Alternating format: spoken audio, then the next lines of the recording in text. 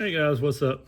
Just want to hop on here this morning and tell you thank you to each and every one of you, whoever's watching, whether it's morning, afternoon, or evening. Just want to say thank you to each and every one of y'all. Today we're going to be doing a little video. Hopefully keep it, pretty short, but it's going to be from an open tag by Mr. Thomas Painter over at That Pocket Knife Guy. He had posted about fifth pocket knives, and to be honest with you, I wasn't real sure. Fifth pocket knives, they're not my favorite. It's not something that I carry ever. And I was like, I don't know if that's a video that I'll do, just because I don't really carry any fifth pocket knives, and I've never carried a fifth pocket knife. I just didn't have a lot of use for a tiny knife. But the more I thought about it, I was like, well, I do have quite a few of the little fifth pocket knives, or what would be classified as a fifth pocket knife. For any of y'all that don't know what that is basically the little pocket, on your front pocket where a lot of people back in the day would keep, like a watch pocket or change or something like that. That would be your fifth pocket. So I was like, well, I guess I can look into my display. I do have some, and I guess I could do a video on that. So over some debate and back and forth with myself about it, I was like, yeah, I'll do it. At least give you guys a little look into some of the fifth pocket knives that I have in my collection, and to give Mr. Thomas the credit for the tag. So if you guys don't follow Mr. Thomas Painter over there at That Pocket Knife Guy, I highly recommend go and check him out. He posts great content daily. He's an amazing guy. Super kind, very friendly, just an awesome man to follow if you guys aren't following him yet. So get over there and check him out. But other than that, guys, I'm not going to drag this out any further. We'll go ahead and hop over to the shop table and take a look at my fifth pocket knives. I hope you guys enjoy the video today. Stay classy, and God bless.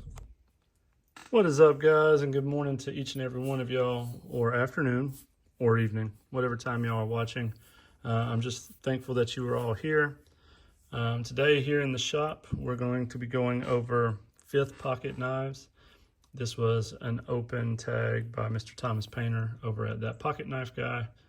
And to be honest with you guys, when I seen the tag, I was like, it's not really something I know that I'm interested in.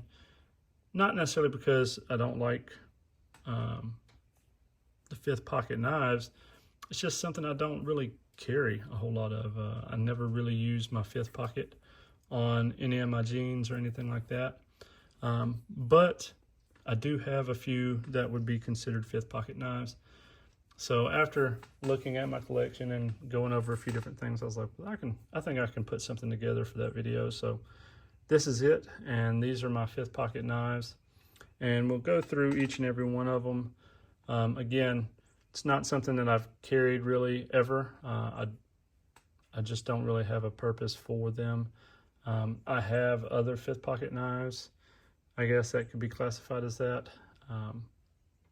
But it's just not something that I find a lot of use for. I don't need a tiny knife. I prefer to just carry a knife that can do multiple jobs, or I carry a couple different knives that, can handle different jobs. So without any further ado, we'll just go ahead and hop into it.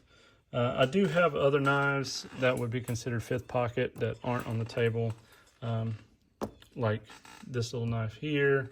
I've got a few other of the little Victorinox SDs and SD Classics. Have the little mini A-locks and things like that. Those could all be classified, I guess, as fifth pocket knives. But these are the ones that are in my collection that I actually have put up in my display. And so the first one here, this was actually picked out by my daughter. This is a little case mini stockman. This is a 2024. It's the white synthetic, basically just to make it look like the bone. It's a cool little knife, has the American flag shield on it. This one is in stainless, I believe. Yeah, this is stainless steel, and this is the 6333 pattern, I do believe, is what that says. It's a cool little knife, small, little stockman, easily fit in your fifth pocket. I mean, it's only, looks like just over 2 inches long, 2.5 maybe, closed. So not a very big knife at all. Blades are razor sharp, and you have the clip point, the sheep's foot, and the pin blade. So if you're into carrying the fifth pocket knives, I mean, this would be a great little blade for overall everyday use. Secondly is this Stag Peanut. I picked this up because I love the Stag pattern. If anything, I might come back at some point and toast it a little bit around the shield. I feel like it'll look a little bit better toasted in that center area there, and then kind of feather it out. But this one here is a 2000, let's see, 2, 3. I think this is a 2010 model. But I picked this one up. Actually, Hambone, I believe, picked this one out. We had found this at on one of our hunts one day, and he liked it, and so we picked this one up. And so I got it cleaned up pretty good, and we put it in the display. Anytime I can find stag or red stag or elkhorn, any of the stag patterns, if I can get them at a pretty decent price, I'm going to pick them up regardless of the style of the knife. The stags seem to hold their value a lot better than a lot of the bones and stuff like that. So it's just a beautiful knife. It's got some hips on it, at least on one side. It's got a little bit of a swell there.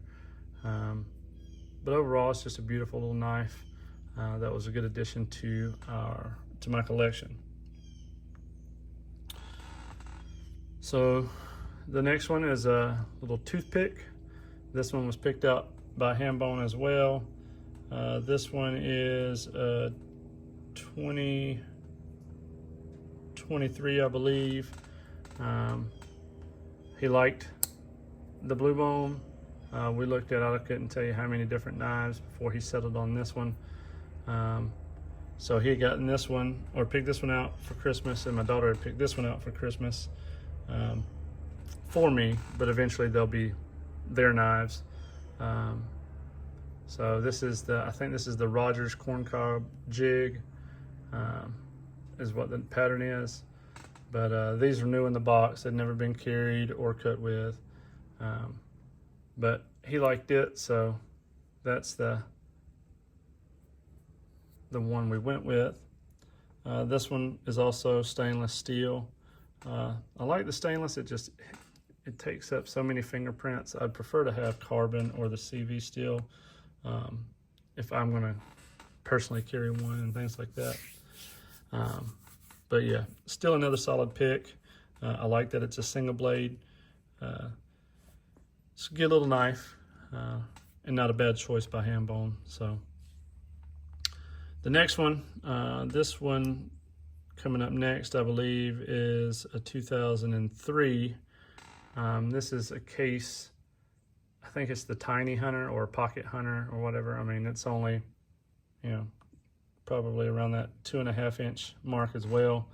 As you can tell, it's got it might actually be a Tiny Trapper. I'm not sure. I can't remember all the case styles, but to me it resembles more of the Hunter, so it might be the little Tiny Hunter. But this is a limited edition, one of 2,500. I love the bone on it. The pattern for this one is, I think it's 52.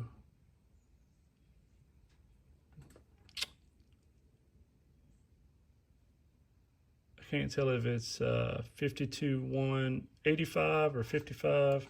I'm not sure, but beautiful little knife.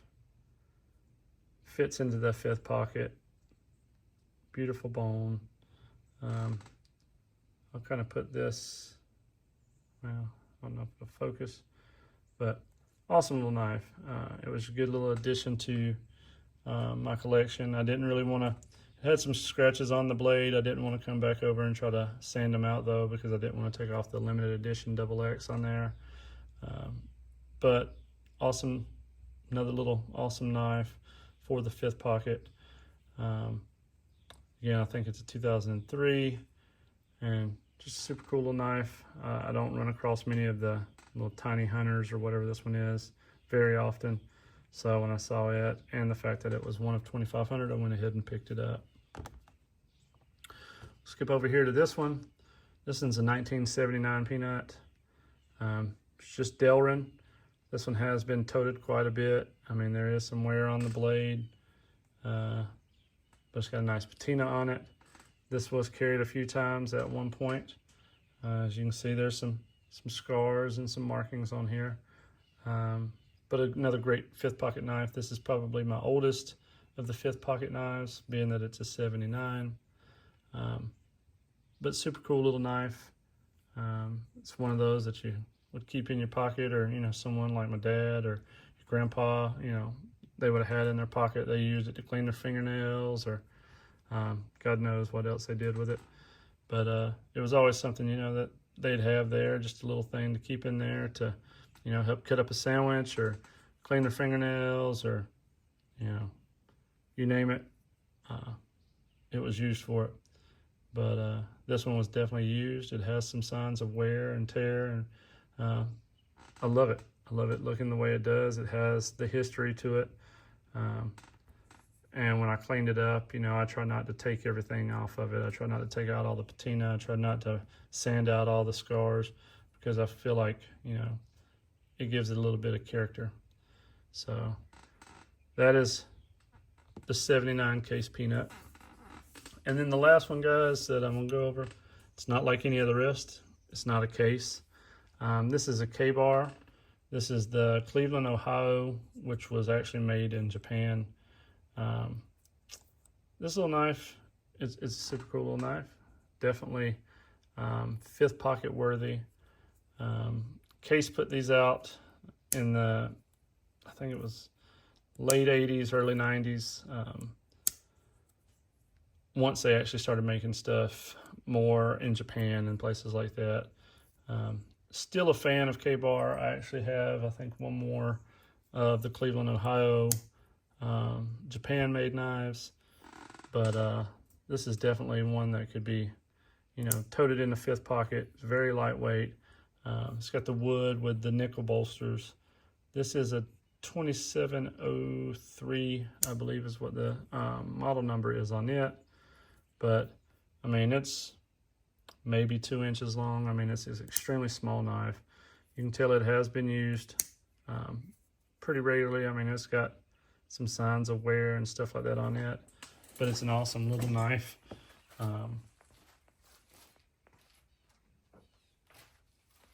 Like it, I do have the larger model. This is the 2792. This kind of reminds me of the Gerber, just in the Gerber Sportsman, but in a silver instead of the shine brass. But this is a good little working knife too. It's made in stainless, Hong Kong. But a lot of people think that these are made in the USA because they say, you know, KBAR, Cleveland, Ohio, but they were actually made overseas. So, cool little knife. This is my 5th pocket knife video. Again, not a knife that I carry regularly or at all, ever. But I'd seen the open tag, so I wanted to hop in here and get a little video in of the ones that I have in my collection. So I hope you guys enjoyed the video today. I hope you guys have a great rest of your week. Stay classy, and God bless.